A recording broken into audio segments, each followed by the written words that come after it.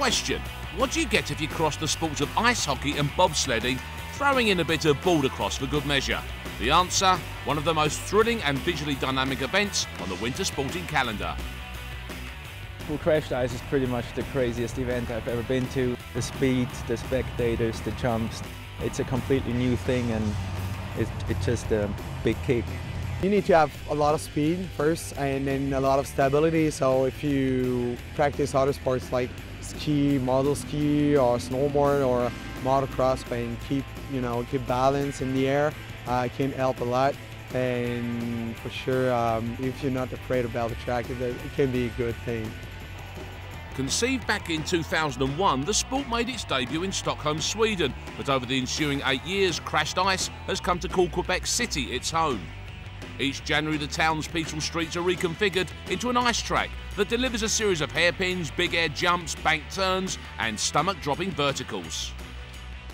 The track kind of changes every year because we listen to our athletes. The production team, we work very closely with them to address any concerns that may have been with sections of the course. Too hard, too steep, corners too tight maybe. So we listen to all that, and this year we truly feel like we have one of the best courses we've had in Quebec City. Most of the skaters think that we finally nailed it as far as having a really good mix of stunts and features and sections that allow for skateability, which could open up some passing opportunities and allow the faster skaters to move ahead, through the course of the race. So we think we have a really strong course this year. This particular incarnation of the track measured 550 metres in length, with organisers working 24/7 before it was ready to host its international field of athletes. We have a huge mix of competitors. We host qualifiers nationally across Canada. And then this year's event, we have 12 international competitors from all over the world. Austria, Finland submitted an entire team this year. We have one athlete from Japan this year, which we're really excited about. Switzerland, we're looking pretty good. 2 women from the US. And that's been also something new that's been added this year. For the first year ever in Rebel Crashed Ice, we have a women's specific category. I'm stoked, absolutely stoked. Anything to get my blood pumping for, extreme, anything extreme, I'm all for it. So I was really excited that women were finally able to do this. Kerry-Ann Wallace had every reason to be excited as her all-out approach on the track guided her straight into the main event, qualifying in first position.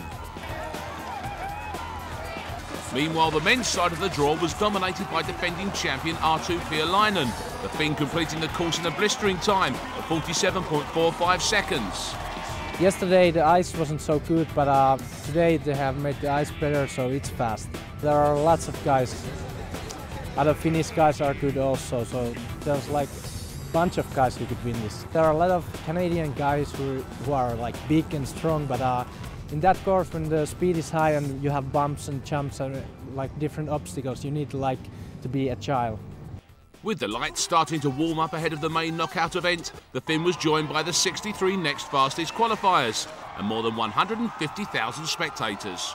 Crowds make it. Apart from the beautiful buildings and the architecture that make up the backdrop of this entire course, the people of Quebec City have embraced this event. And if you're here to witness Saturday night when things go live, it's electric in the air. There's so much energy with that many people all cheering for their favorite people and banging the boards. It's amazing.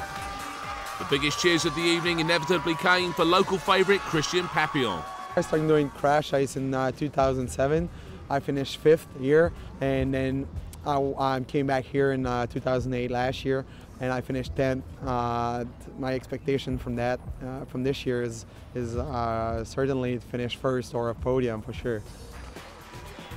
Perhaps Papillon may have spoken a little too soon, however, as his challenge was brought to a shuddering halt in the semi-finals.